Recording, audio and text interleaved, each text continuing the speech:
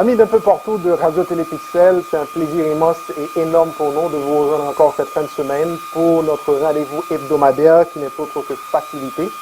Facilité, c'est le couloir, c'est le canal entre vous et moi où l'on vous parle technologie, où l'on discute de ce qui se fait dans l'industrie des technologies, on parle concept, on parle tendance. Donc, c'est ce qu'on fait toutes les fins de semaine dans cet espace-là, l'émission qu'on appelle Facilité. Donc, avant de commencer l'émission, je dois d'abord remercier tous ceux-là qui nous rejoignent toutes les fins de semaine pour suivre cette émission. Ça nous fait énormément de plaisir. Et je vous l'ai déjà dit que si vous nous écoutez, que vous avez des sujets sur lesquels vous auriez aimé avoir beaucoup plus d'informations, beaucoup plus de détails, n'hésitez pas à partager ces informations avec nous. Et puis nous, on va travailler ces sujets, on va vous apporter ce qu'il vous faut, ce que vous devez savoir et ce que vous voulez savoir aussi sur ces nouvelles tendances en TI. Le concept même de cette émission, c'est d'aller chercher des experts, des professionnels qui travaillent dans le domaine des TI pour venir nous expliquer ce qu'ils font dans ce domaine, c'est quoi leur activité, en quoi consiste leur day-to-day activity. Et en ce sens, aujourd'hui, nous avons plaisir d'inviter quelqu'un qui a plus d'une vingtaine d'années d'expérience dans le domaine des TI, qui va nous parler de son expérience. C'est quelqu'un qui n'est pas facile à rejoindre parce que ça nous a pris plusieurs mois avant de pouvoir céduler cette interview avec lui. Donc, nous sommes très heureux de finalement mettre la main dessus. C'est quelqu'un qui est le CEO d'une firme de consulting en TI qu'on appelle Profit. Alors, en fait, il va nous parler un peu de ça. C'est quelqu'un qui a été directeur général du Conseil national des télécommunications Conatel en Haïti. Donc, c'est quelqu'un qui connaît ce secteur, qui connaît l'Internet, qui connaît les réglementations, donc il maîtrise son sujet. Donc, son nom c'est Jean-Marie Altema. Jean-Marie, c'est un plaisir immense et énorme de pouvoir finalement céduler cette entrevue, cette discussion avec vous. C'est un plaisir de vous avoir. Jean-Marie, comment ça va? Bonjour Clément, bonjour à tous les auditeurs, à tous les internautes qui nous suivent en ce moment. C'est un plaisir d'être avec vous. Merci de l'invitation. Ça n'a pas été facile, mais l'importance de ce que tu fais, du travail si important que tu fais dans cette communauté à travers cette émission. Il fallait trouver un espace pour discuter avec toi et puis de pas partager expérience et aussi échanger sur l'importance de la technologie, comment ce secteur de développement social il y a ici sur la disposition. Ok, excellent. Merci Jean-Marie. Je dois dire, Jean-Marie nous reçoit en direct d'Haïti, donc si vous voyez quelques petites coupures au niveau de la communication, vous allez pouvoir nous tolérer parce que la connexion avec Haïti, de nos jours, c'est pas tout à fait évident. Jean-Marie, dites-nous en quelques mots qui est Jean-Marie Altema. Bon, je suis un spécialiste du numérique, surtout dans le renforcement des capacités. Et c'est une expérience que j'ai apprise et aussi la certification de cybersécurité en transformation digitale et d'autres formations que j'ai apprises. Je dis plutôt numérique parce que ça englobe ça dans cette solution. Et c'est aussi le droit à la informatique et le droit aussi c'est la gestion de quelque chose. Ça, je vais parler je travaille dans le secteur bancaire et depuis tout le temps dans le secteur et quand on conseiller pour le ministre et aussi responsable de la nature et aussi en tant que directeur général politique générale de donc, en plus, c'est ça, et je suis le cabinet de conseil en stratégie de gouvernance numérique. Pourquoi? Parce que je crois que c'est important que les managers, c'est important que les directeurs, d'abord, l'Institut numérique Excellent, c'est une feuille de route assez intéressante. OK, excellent. C'est une feuille de route assez intéressante, Jean-Marie. J'espère que nos téléspectateurs, nos auditeurs, ceux-là qui auront à nous suivre un peu partout à travers la planète, auront à bénéficier de votre expérience en tant qu'expert du numérique. Jean-Marie, j'aimerais que vous nous expliquiez un peu, c'est quoi votre passion pour les TI? Écoutez, d'abord, la passion, c'est, je pourrais dire, ce que j'ai vécu, et comment le numérique a transformé la vie, comment le numérique facilite les transactions, comment le numérique assure l'efficacité de la gestion et comment le numérique, je pourrais dire, aide au développement social et économique. Bon, c'est sûr qu'on n'a pas encore vécu cette transformation-là en donc on a fait beaucoup plus fort. Mais si on regarde ce qui se passe ailleurs, si on regarde des pays comme l'Inde, des pays comme le Singapour et des pays asiatiques, donc on peut voir qu'il y a des changements qui peuvent apporter à partir de maintenant, la passion, c'est d'abord, comme vous l'expliquez, pour cette transformation, mais aussi pour les jeunes. Parce que ça, tu ne peux pas dire que c'est un métier de jeunes à date, mais les jeunes qui développent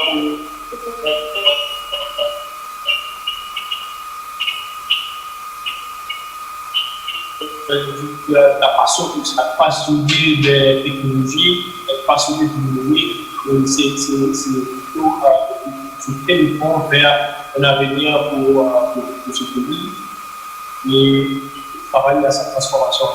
C'est tout ce qui nous motive pour engager, m'engager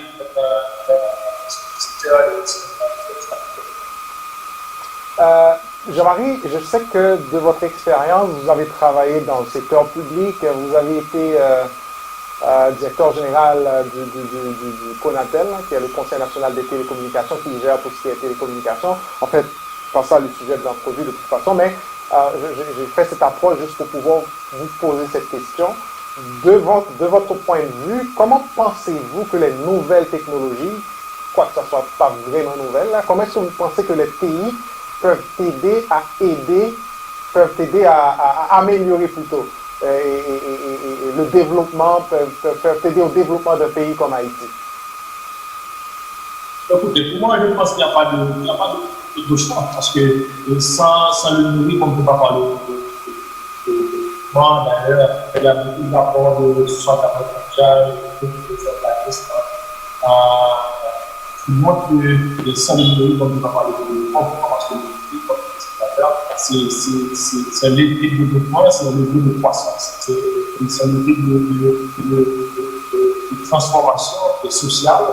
Donc, c'est extrêmement important. Donc, Haïti n'a pas eu le choix d'engager d'avoir des technologies.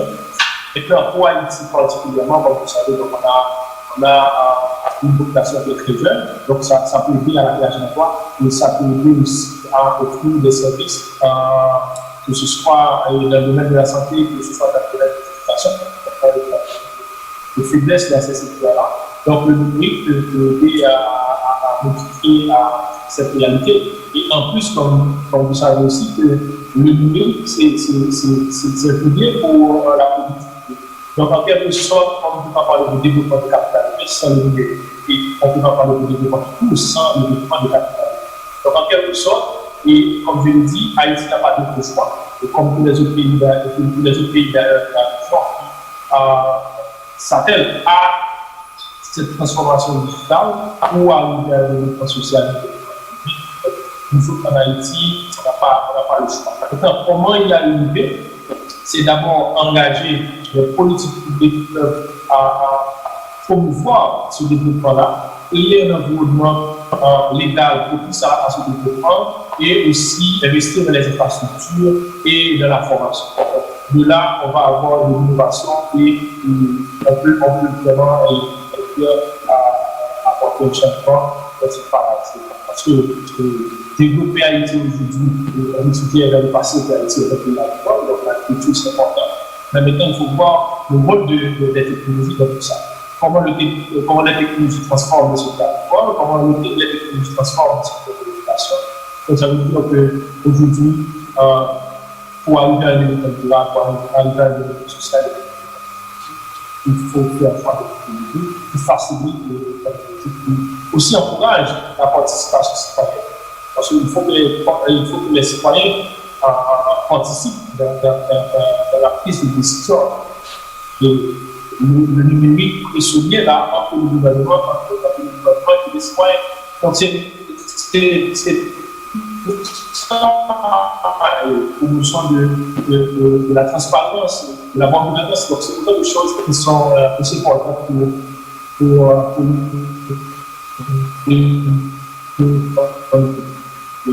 vraiment. Ok. Jean-Marie, j'avoue que j'aime beaucoup la façon, votre approche de répondre à cette question.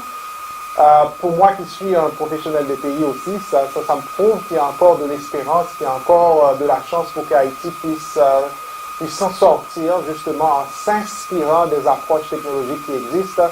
C'est vraiment, je dirais, c'est une réponse empreinte de beaucoup d'espoir pour Haïti, la façon dont vous avez répondu à cette question. On est présentement dans une période pandémique. Là. Il y a une pandémie qui fait rage à travers le monde. C'est pour ça d'ailleurs qu'on parle de pandémie, c'est la COVID-19. Et comme je lis à travers les nouvelles, ce qui se dit pour les pays en voie de développement ou les pays sous-développés tout carrément, la gestion de cette pandémie, c'est pas une activité assez évidente. Vous, en tant que professionnel des pays, ma question pour vous à ce sujet-là, pour un pays comme Haïti, comment est-ce que vous pensez qu'une approche technologique aurait permis une meilleure gestion de la crise de la COVID?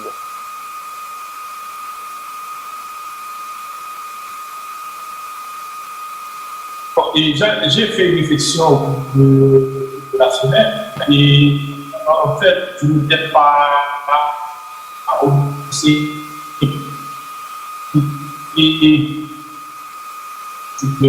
c'était plus particulièrement et comme nous souhaitons après le documentaire. Et le documentaire nous a montré que nos informations sont assez faibles et aussi ça a montré autant de faiblesses dans le pays. Maintenant, il y a une pandémie qui arrive, on est dans le présent. C'est dommage. Lui expliquer à travers un papier que j'ai fait. Et j'ai expliqué que d'abord, parler de gestion de crise en quelque sorte, il faut une stratégie de communication de crise. Et on ne peut pas gérer une crise comme un événement particulier en quelque sorte, ou un événement normal. Il faut engager les acteurs, il faut inventer et engager tous les acteurs de cet écosystème-là.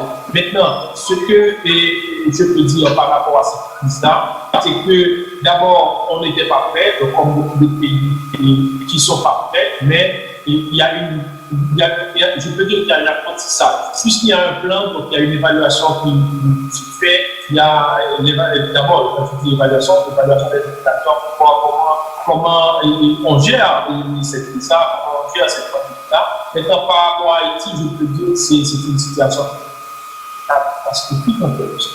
Catastrophique dans le sens que dans la gestion de la crise, parce que si on prend globalement au niveau sanitaire, c'est très tard que les acteurs se sont engagés je pourrais dire engagés collectivement dans la gestion de la crise. Or, face à une telle ampleur, on devrait engager tout le monde, et que ce soit les gens qui sont dans le domaine de la santé, dans le domaine de l'éducation, dans le domaine des sciences sociales en général, et des télécommunications, parce que comme vous savez, les télécommunications, les technologies en général, ça joue un rôle important dans la gestion de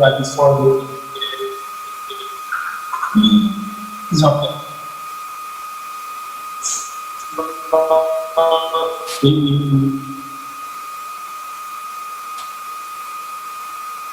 Cette harmonie des acteurs de cet écosystème. On a raté l'opportunité, je pourrais dire, d'engager les acteurs, d'engager tout le monde pour répondre je pourrais dire, de manière efficace aux défis qui sont lancés à travers cette crise. Mais ce qui est évident aussi, c'est qu'on ne prépare pas l'après-crise. On est toujours dans la crise.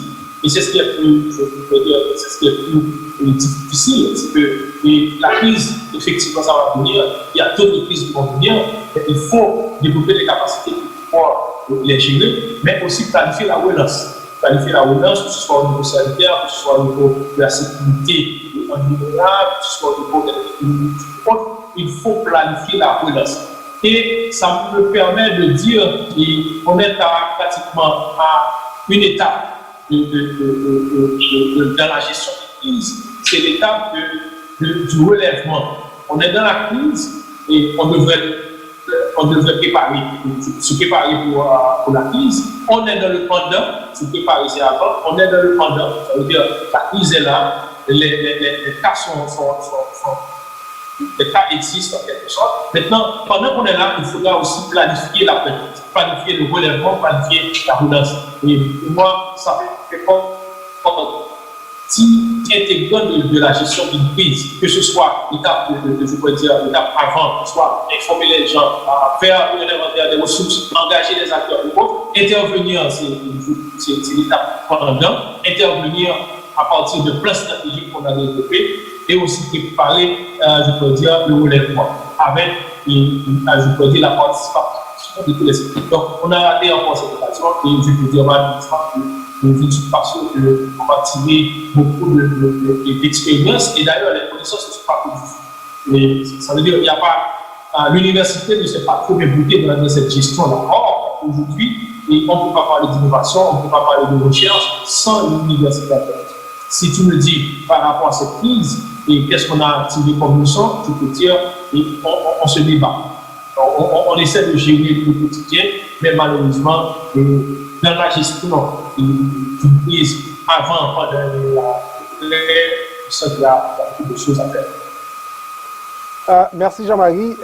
Vous avez tellement bien élaboré à ce sujet. En fait, en termes clairs, moi, ce que je pourrais dire, c'est que c'est une occasion qui nous est donnée de bonifier notre utilisation des pays, surtout pour des pays comme Haïti, voir comment effectivement ces technologies-là peuvent aider quand, si et seulement si, évidemment, on les utilise à bon escient. Jean-Marie, comment est-ce que vous voyez Haïti dans les 10 prochaines années? Et si tu permets, je pourrais ajouter quelque chose. Vas-y. Je pourrais ajouter quelque chose. Et parce que si on regarde ce qui se fait là sur le terrain, donc si on prend l'écosystème composé par exemple du secteur privé, du secteur public, de la société civile, de l'université, les médias, on sent qu'il y a des activités isolées de ce fait. Mais on peut parler de développement à travers sans un plan. Ça veut dire que l'État fait des interventions, mais ce n'est pas en harmonie avec le secteur public. Donc, il y a beaucoup d'initiatives. Si on regarde, par exemple, sur les réseaux sociaux, il y a le secteur culturel qui bouge beaucoup, mais le secteur éducatif peine vraiment à utiliser les technologies pour se renforcer en quelque sorte. Pourquoi? C'est parce qu'il y a des activités isolées, il n'y a pas une vision commune, il n'y a pas un engagement commun, il n'y a pas une harmonie de les décisions pour pouvoir dire réellement, on s'achemine vers une stratégie ou vers un plan qui permettrait de résoudre certains problèmes. Ok, à vous entendre parler, Jean-Marie, moi je dirais que ce n'est pas les idées qui manquent, c'est plutôt le sens de l'initiative, c'est comment est-ce qu'on va canaliser ces idées, est-ce que ces idées-là vont être prises en compte, ou est-ce que ça tombe dans les oreilles où ça doit être, où c'est les vraies personnes écoutent ces suggestions-là, ces idées-là, parce que effectivement, ça c'est tout un package, là, l'innovation, c'est la communication, c'est vraiment tout un package. J'étais sur le point de vous poser cette question, Jean-Marie, c'est comment est-ce que vous voyez dans 10 ans Haïti par rapport aux technologies, mais c'est surtout comparé aux autres pays de la région, comme la République dominicaine, Cuba, qui sont entre autres nos voisins limitrophes. Bon, écoutez, ici, j'avais un qui veut joindre, c'est pas autant. Donc, ça veut dire, si on fait un constat aujourd'hui, c'est que si on ne se prépare pas, dans 10 ans, ça va être. On ne pourra pas.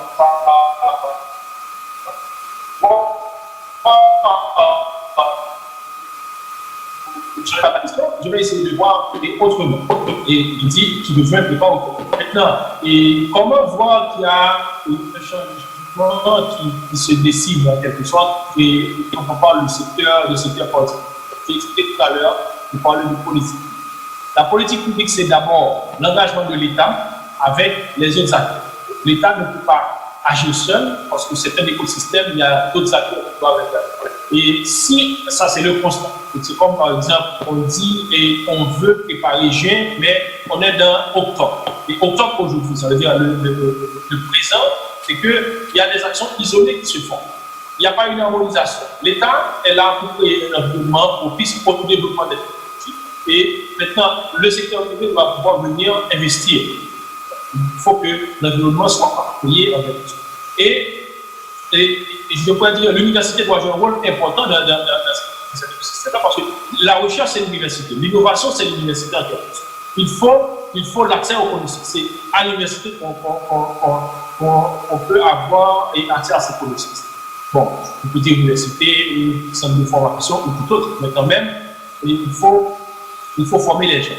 Et aujourd'hui, les médias jouent un rôle important dans cette promotion-là. Parce que là, les médias, c'est pour la vulgarisation, et c'est pour motiver les gens, c'est pour permettre aux décideurs, je pourrais dire, de communiquer avec les administrés, en quelque sorte. Donc, il faut une certaine harmonie, en quelque sorte. Si on n'a pas cette harmonie aujourd'hui, donc dans 10 ans, on ne pourra pas parler de développement, en quelque sorte. Ça veut dire quoi? 10 ans, c'est demain, et dans le cycle de vie, je pourrais dire,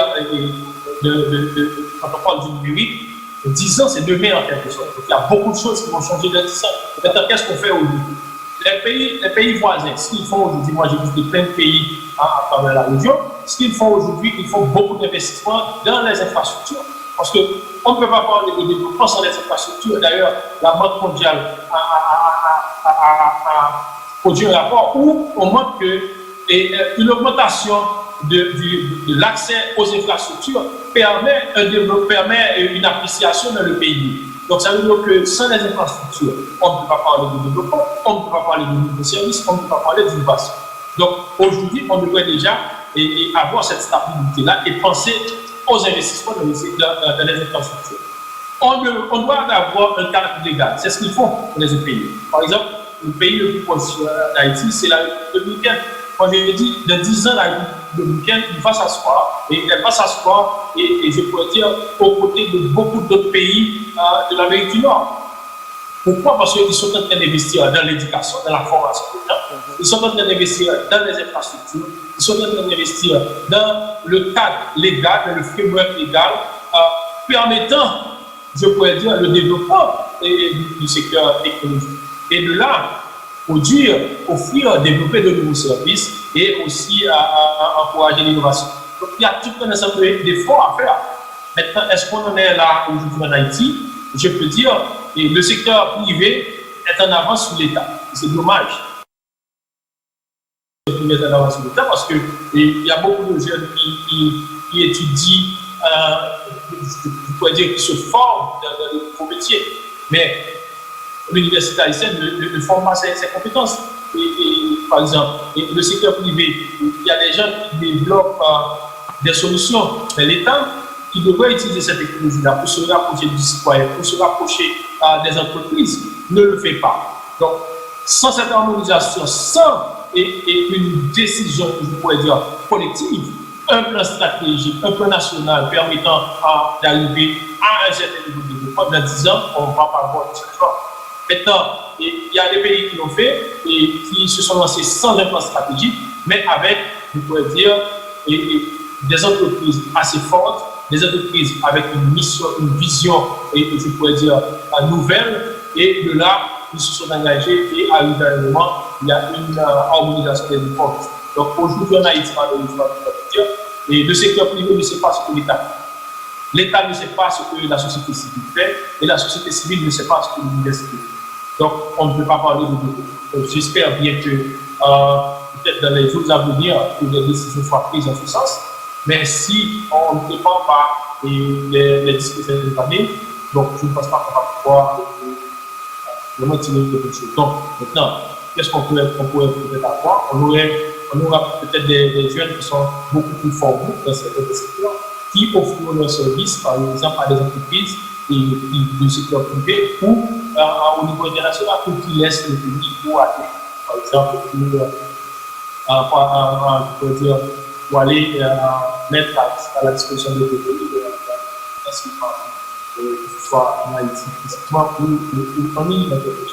Mais malheureusement, je dois le dire, si on ne se comprend pas, si on ne se parle pas, si les secteurs ne se parlent pas, il n'y a pas d'écosystème. On ne peut pas parler de développement sans le fonctionnement de l'écosystème. Excellent. Merci Jean-Marie. Jean-Marie, tantôt vous aviez parlé de l'investissement dans le secteur du culturel, là. La technologie dans le secteur du culturel. Vous avez fait référence tantôt à ça. Moi, j'ai fait un constat durant la pandémie. Je ne suis peut-être pas la seule personne à faire ce constat. Par rapport au secteur culturel, évidemment, les lives qui se font, les prestations virtuelles qui se font par différents groupes, que ce soit aux États-Unis, que ce soit en Haïti. Moi, le constat que j'ai fait, j'ai remarqué que tout ce qui est produit en Haïti en termes de live, du point de vue technologique, c'est à un niveau nettement supérieur par rapport à ce qui se fait aux États-Unis. Je me questionne sur ça, mais comme je n'évolue pas dans le secteur culturel, il y a des paramètres que je n'ai pas, mais au moins, j'ai remarqué du point de vue technologique, que ce soit la façon dont on présente ces spectacles-là, ça a un niveau nettement supérieur par rapport à ce qui se fait aux États-Unis. En fait, est-ce que tantôt, vous parliez de l'investissement du secteur privé dans les technologies, qui investit beaucoup plus par rapport du secteur public, par rapport au secteur public évidemment, et quand on parle de prestations virtuelles, des formations musicales, on sait que c'est l'investissement privé. Est-ce que selon vous, ça c'est pour pouvoir introduire ma question, je pars de loin pour arriver à cette question, est-ce que selon vous, Haïti investit assez dans le secteur des pays, ou du moins on n'investit pas dans les vrais secteurs, dans les bons secteurs des pays? Est-ce que vous pensez qu'on investit assez en Haïti dans les pays? Bon, il faut dire que Haïti, c'est un pays pauvre. On doit la faire, Haïti, c'est un pays pauvre, et ça veut dire tout est prioritaire. L'éducation, c'est une priorité, la culture, c'est une priorité, et comme la technologie, c'est une priorité. Maintenant, quels sont les investissements, les sujets d'investissement, donc, que ce soit au secteur public, que ce soit au secteur privé. Bon, et au niveau du secteur privé, on a les compagnies de téléphonie qui investissent beaucoup d'argent, plusieurs millions de dollars.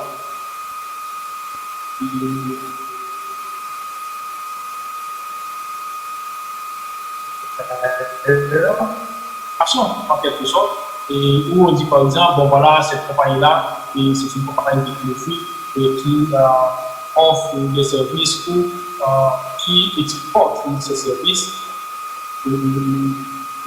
Ça veut dire qu'effectivement, il n'y a pas assez d'investissement.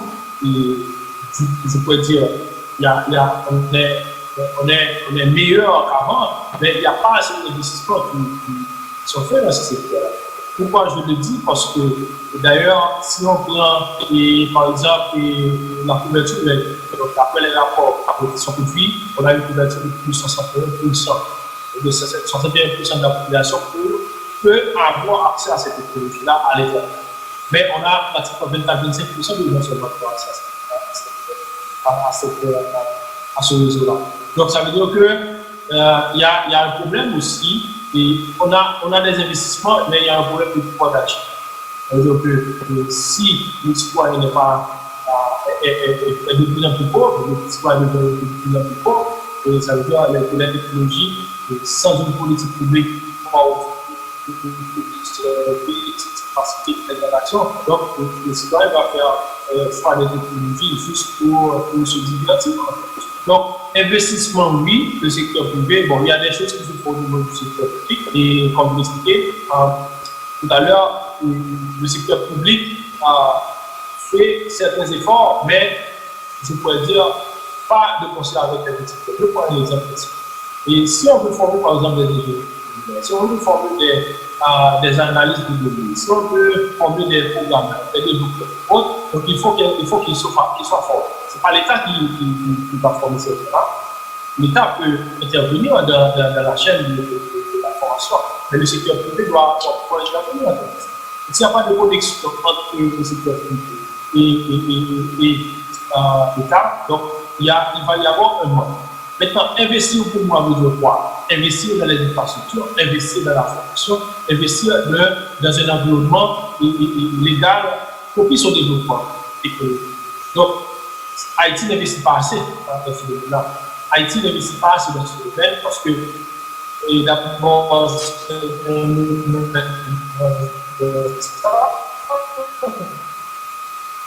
et comme vous expliquez, même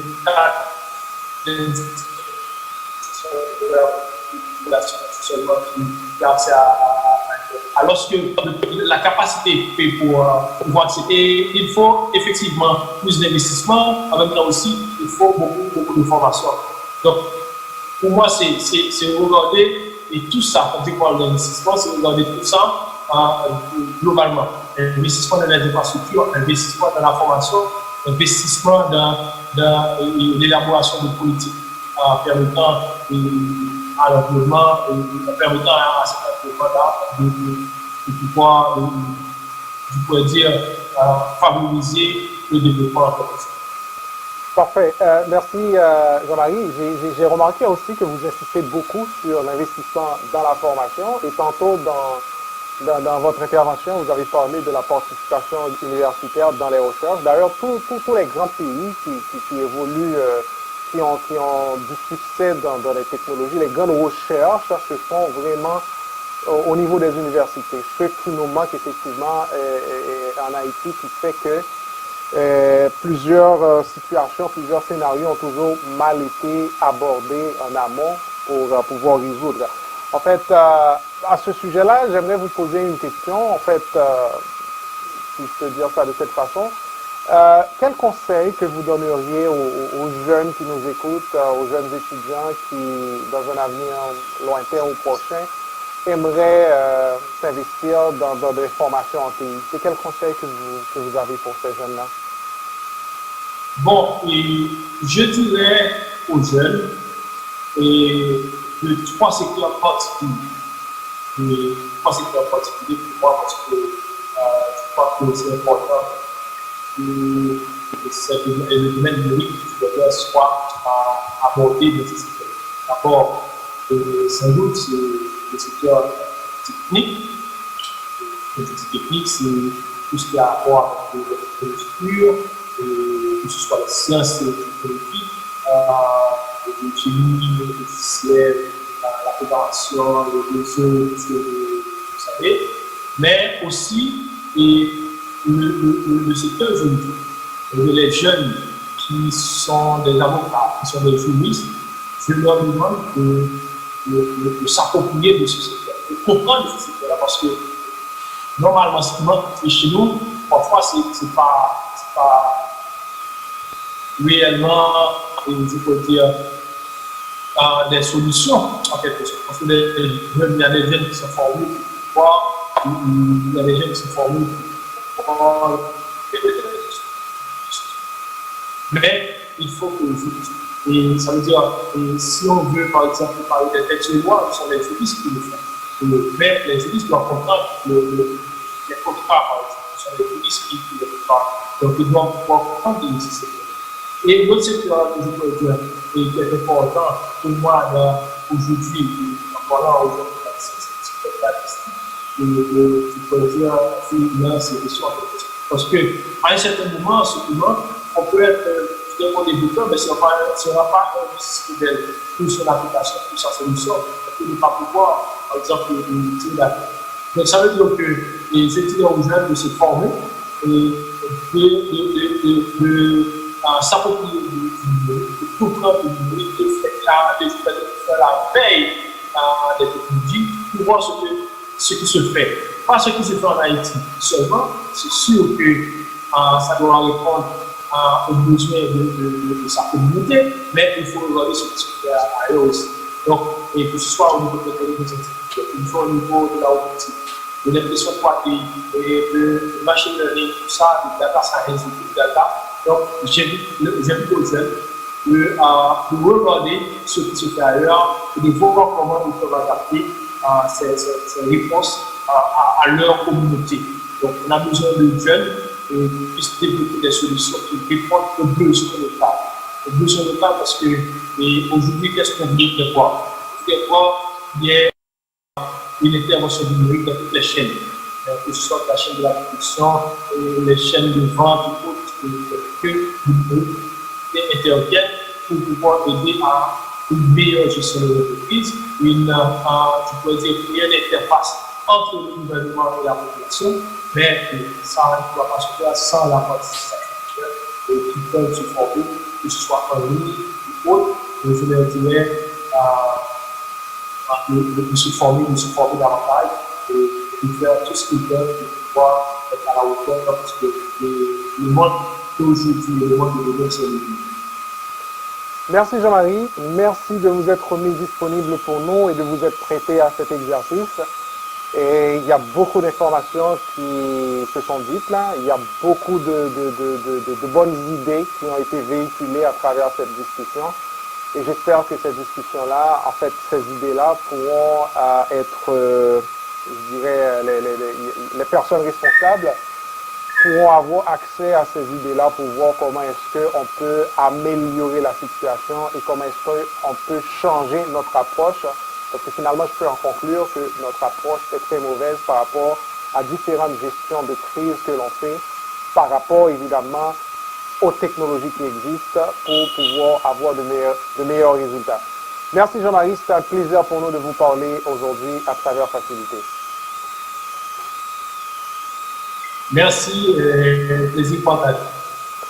Mesdames et messieurs, vous avez suivi notre émission hebdomadaire Facilité, l'émission où l'on parle de technologie, où l'on discute avec des invités, des experts sur ce qui se fait, ce qui se passe dans le secteur. Avec Jean-Marie, nous avons discuté de technologie en Haïti, de l'investissement qui se fait, comment est-ce qu'on voit Haïti dans les 10 prochaines années par rapport aux autres pays qui sont aux alentours, comment est-ce qu'on avance. Et par rapport au contexte actuel aussi, on a abordé pour voir l'approche que nous avons utilisée au niveau du secteur gouvernemental pour aborder la crise. Est-ce que ça a été bien fait et comment est-ce que les technologies pourraient aider évidemment à avoir une meilleure gestion, aurait permis plutôt de mieux gérer cette crise. Mesdames et messieurs, c'est Facilité. Mon nom c'est Clément Calvaire. La façon pour nous joindre, c'est clément.calvaire@clémentcalvaire.com par email et par téléphone, c'est le 514-799-6087. La plateforme, c'est Radio Télépixel. Allez liker nos pages, comme ça vous allez être informés à chaque fois qu'on va rendre disponible une nouvelle livraison de Facilité. Je vous souhaite de passer une excellente fin de semaine. Le rendez-vous est pris à la 8e pour une prochaine livraison. Merci.